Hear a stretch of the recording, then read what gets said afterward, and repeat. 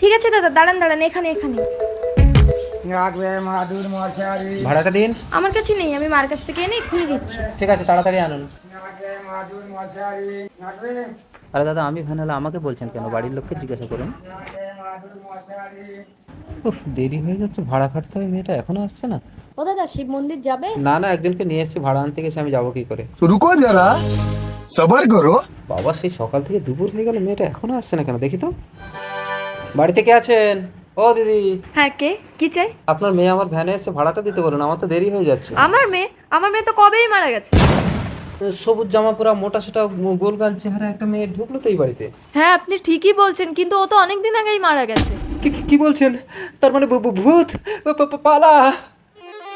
কই গেছে ভ্যানালাটা? আরে তুই এক্ষুনি বেরোলি কেন? ঢোক ঢোক, ভেতর ঢোক। তার থেকে আমি যে ভ্যানে বা টোটোয় আসবো, তুমি সবসময় এদেরকে এরকমই বলে দেবে, তাহলে আর টাকা দিতে হবে না।